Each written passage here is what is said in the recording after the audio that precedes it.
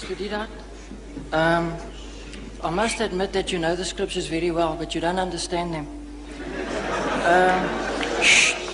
Mr. Deedat, I don't proclaim to have to answer your questions, but I would like you to explain two questions. I'd like you to explain two issues, to me. And that is the first one, when Peter walked on the water to Jesus, then he sunk into the water.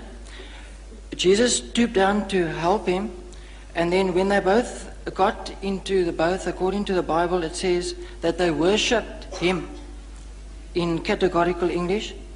You, on previous lectures recently, said and explained it away that Thomas exclaimed, "Oh, my Lord and my God," in a way of getting a fright.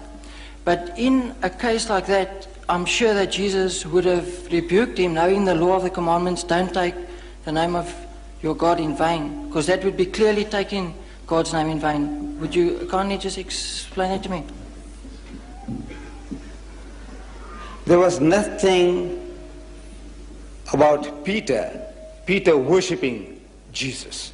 You see, this worship, this word worship, you open your new Bible now, New Bible, you'll find a different word for worship. You'll open the RSV, you'll find a different word for worship. You see? Right, but what are the alternative, what are the synonyms used for worship?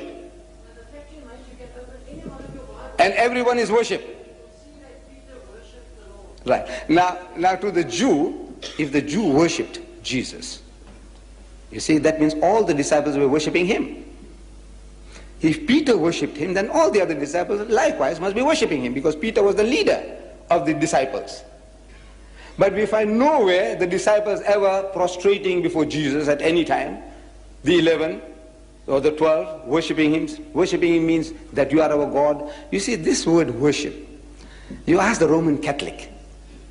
Look, they have a good knowledge of the scriptures.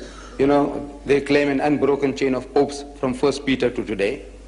Now you ask them how many types of worships are there, and they'll tell you there are 3 different types of worship.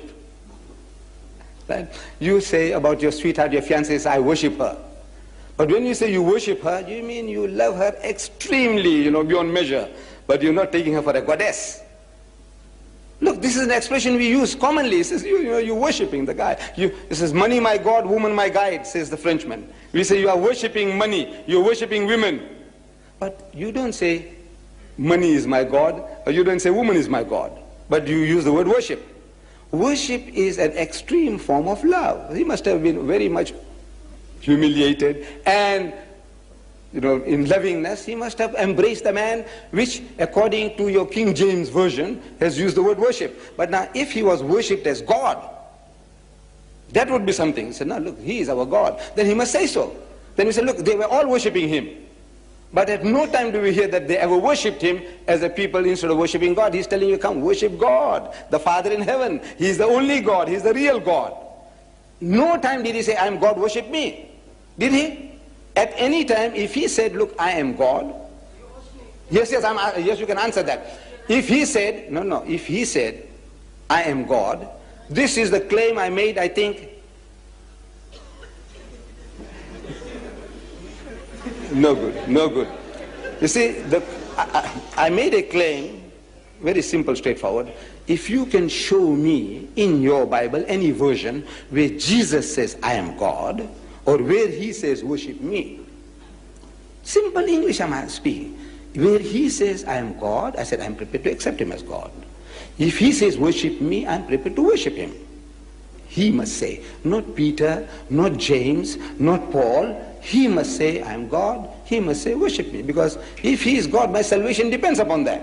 And I don't want to go to hell. I want to follow him. Now that is just, may I interject you there? That's the very point of issue there. Now, you are describing mannerisms of worshipping where the Bible doesn't elaborate on it all. Jesus does. But the fact remains is the disciples worshipped him in the boat. And he allowed it. And that's all it says. Jesus showed you how to worship.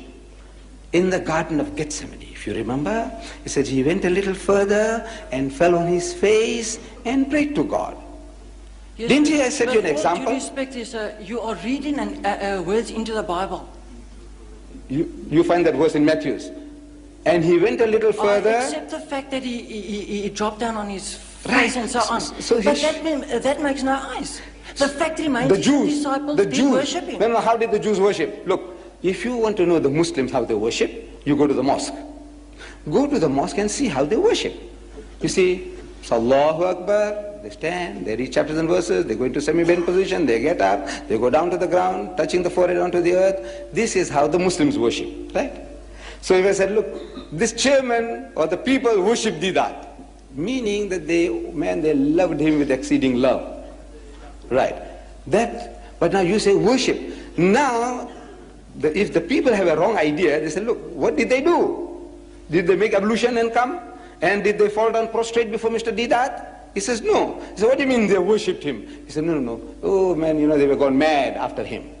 Now, that's quite a different thing. You see, now you are using a word and you are explaining something else figuratively. But that's exactly what you are doing now. No, I'm not doing that. Jesus Christ and all the prophets, they had a form of worship, the Jews, which you are not following, you don't know. Look, and Abraham fell on his face and prayed to God.